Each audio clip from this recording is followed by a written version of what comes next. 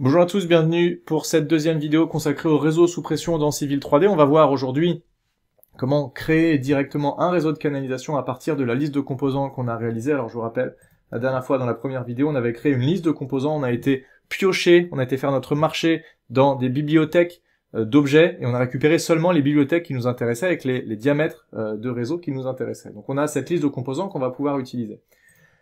Maintenant, on va directement aller ici, dans réseau de canalisation. Alors, on a les réseaux de canalisation gravitaires qui sont ici. Nous, c'est les réseaux sous pression qui vont nous intéresser.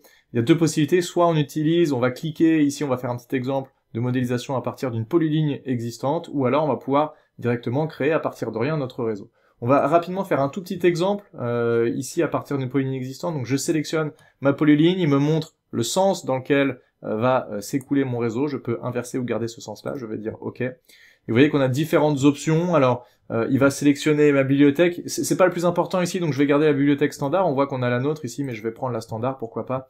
Et ce qui m'intéresse ici, surtout de vous montrer, c'est que je vais ensuite pouvoir sélectionner une surface de référence et indiquer une hauteur de couverture. Si jamais j'ai une polyligne 2D sans altimétrie, eh bien ça va me permettre de générer des altimétries pour mon réseau. Sinon, si j'ai une polyligne 3D, je peux utiliser l'autre option et je vais pouvoir choisir est-ce que les points de ma polyligne 3D sont des points du fil d'eau, des points bas extérieurs, haut pour l'extérieur, etc., etc. Je choisis où sont positionnés les points par rapport à mon réseau. Mais si je n'ai qu'une polyligne 2D, eh bien je peux indiquer simplement une hauteur de couverture qui sera calculée par rapport à la surface. Donc je vais créer ça, on va juste voir ce que ça donne. J'ai pas mis d'étiquetage, on va pouvoir valider.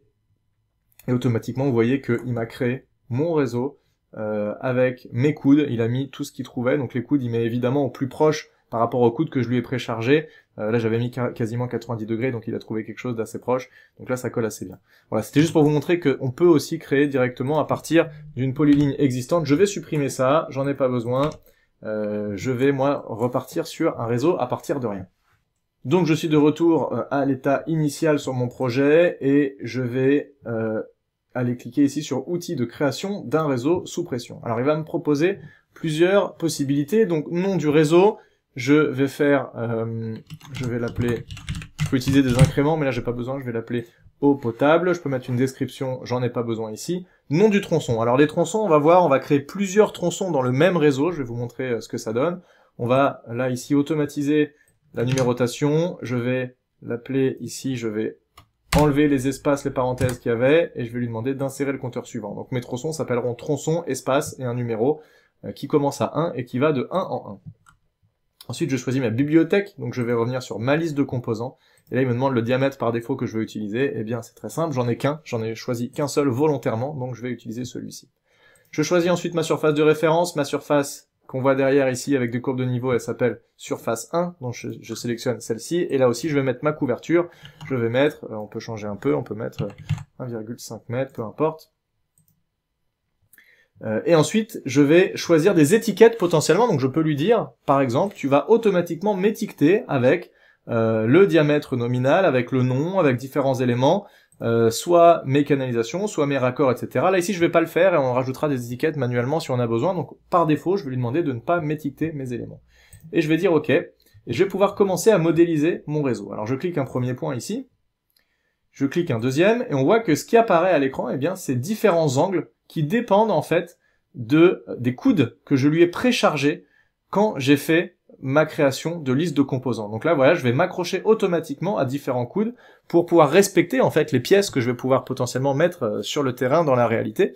Mais j'ai une possibilité, donc si jamais, par exemple, je sais que sur le terrain, j'ai quand même droit à quelques degrés de latitude par rapport à ce qu'il existe, on a toujours possibilité de s'ajuster un petit peu, je peux lui demander de m'afficher ce compas ici avec ces grandes directions, mais de ne pas s'accrocher directement dessus. Comme ça, je vais pouvoir, par exemple, ici, si j'avais un projet de voirie qui avait été fait derrière et que je voulais me connecter à un élément un petit peu spécifique, je vais pouvoir me rapprocher au mieux d'un élément, d'un angle de 90 degrés, sans avoir à respecter vraiment à 100%. Je suis pas obligé de le faire. Je peux aussi carrément cacher cet élément, mais ici, je vais en avoir besoin et je vais le garder un petit peu. Et puis, on va dire ici qu'on va faire au plus simple, on va s'accrocher directement dessus. Je fais ici un coude à 45 et je viens ouvrir ici et je termine mon réseau. Donc, de la même manière, j'ai un réseau avec des coudes qui se sont mis automatiquement en fonction de ce qu'il a trouvé dans ma bibliothèque que je lui avais fait. Je vois que j'ai aucune étiquette, Et on va voir aussi qu'on a des options supplémentaires. Alors j'ai possibilité ici de venir modifier l'angle, je peux déplacer à l'angle que je veux l'extrémité de mon réseau. Je vais pouvoir ici faire plus pour rajouter une nouvelle orientation, rajouter un coude et continuer mon réseau qui sera toujours dans le même tronçon, où je peux tout simplement cliquer sur la flèche ici pour étendre et modifier jusqu'où va mon réseau. Donc ça c'est une première manière pour éditer le réseau que j'ai modélisé. Vous voyez que si je viens ici sur mon réseau qui s'appelle eau potable, je clique sur tronçon, j'ai uniquement pour l'instant un tronçon 1. Donc là on va voir maintenant comment venir connecter d'autres tronçons sur ce réseau-là. Donc si je veux continuer ce même réseau, je vais cliquer sur les petites options ici que j'ai, notamment le plus, mais si je veux venir connecter un tronçon dans ce tronçon qui est déjà existant, en restant dans le même réseau qui s'appelle le réseau eau potable, je peux tout à fait faire ça. Et on va le faire ici, on va faire ajouter un tronçon, on va faire créer un tronçon. Donc là, il me redemande comment je veux l'appeler. Ici, on va démarrer de 2, on va changer ici, on va faire insérer comme tout à l'heure. Ensuite, il utilise bien ma liste de composants, il utilise bien ces dimensions de 100, et il utilise bien cette profondeur que j'ai donnée, donc c'est exactement pareil que tout à l'heure. Donc là, ce que je vais faire, c'est que je vais cliquer un point, et ensuite je vais venir me connecter dessus, alors quasiment à 90 degrés, je suis pas obligé de le respecter à 100%, et lui, ce qu'il va faire, c'est qu'il va venir trouver le raccord en T le plus proche de ce que je vais lui donner ici. Donc là, je voyais que j'ai un accrochage, ici j'ai un petit symbole qui me dit que je vais vraiment bien m'accrocher sur mon réseau, donc je vais cliquer dessus, je valide, et automatiquement, ma canalisation s'est créée, et mon raccord en T est venu se rajouter directement dessus, automatiquement, puisqu'il a trouvé dans la sélection des objets que j'avais fait dans la vidéo précédente, il a trouvé un raccord en T. Donc ça, c'est une méthode pour venir créer un nouveau tronçon, et vous voyez qu'ici, il s'appelle tronçon 2, j'ai bien rajouté un nouveau tronçon. Donc ça, c'est une méthode pour faire ça, et j'ai une deuxième possibilité, c'est de faire un petit peu l'inverse, c'est d'abord de rajouter un T, et de venir envoyer un réseau à partir du T que j'aurais créé. Donc là, pour ce faire, je vais ici, je vais dans les objets de raccord, je vais choisir le T, je vais cliquer sur ce petit bouton là, rajouter un raccord, et là il me demande de positionner mon objet, je clique ici, j'ai bien mon T qui s'est ajouté, et ici je vais pouvoir cliquer sur le petit plus. Alors je peux aussi changer de sens si je veux, là j'ai ouvert les propriétés, j'en ai pas besoin, je vais cliquer sur plus et je vais venir créer mon objet, et de la même manière j'ai la même chose que tout à l'heure, voilà. Donc là, j'ai maintenant tronçon 3, voilà, qui s'est ajouté. Donc j'ai un tronçon ici, tronçon principal. J'ai un tronçon 2 ici et un tronçon 3 ici, mais je suis dans le même réseau qui s'appelle réseau eau potable.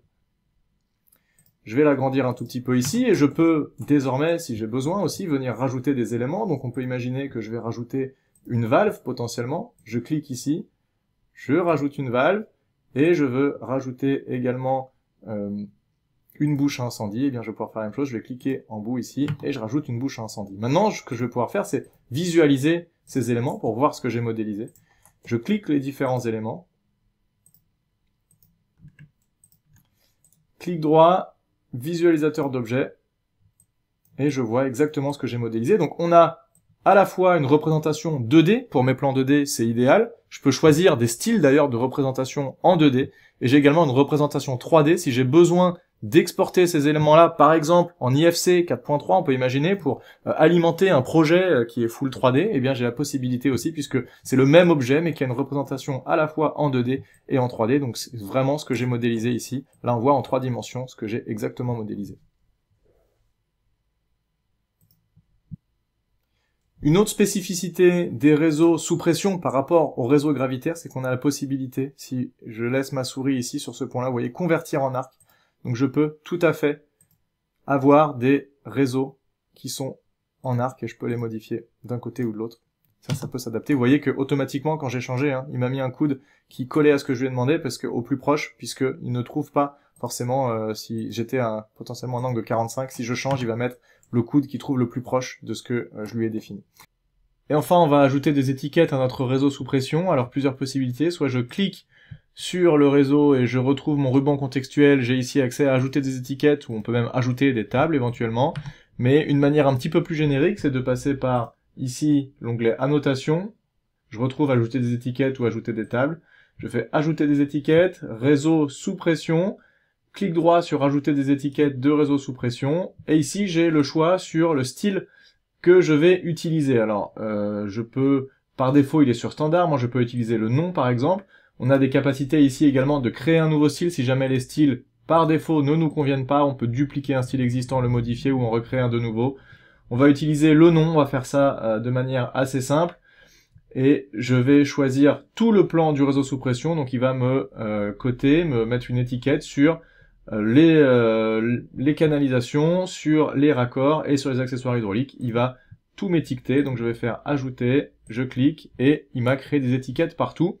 Je peux fermer, ce qu'on peut voir c'est que si je change l'échelle, ça va modifier l'affichage, évidemment, donc je vais revenir à un affichage à 1/100e. Et dernière information intéressante à noter, c'est que quand il y a des informations qui se superposent, comme ça peut être le cas ici, eh bien on peut déplacer les étiquettes et à ce moment-là, c'est un nouveau style, un deuxième style qui s'applique et on peut comme ça avoir cette ligne de rappel pour nous montrer exactement où sont les objets auxquels se rattache l'étiquette. C'était en une dizaine de minutes. L'objectif était de vous montrer tout ce qu'on peut faire, ou les principales fonctionnalités en tout cas pour modéliser des réseaux sous pression. On verra dans la vidéo suivante comment réaliser un profil en long à partir d'un réseau sous pression et comment modifier les altimétries et ajuster les altimétries du réseau.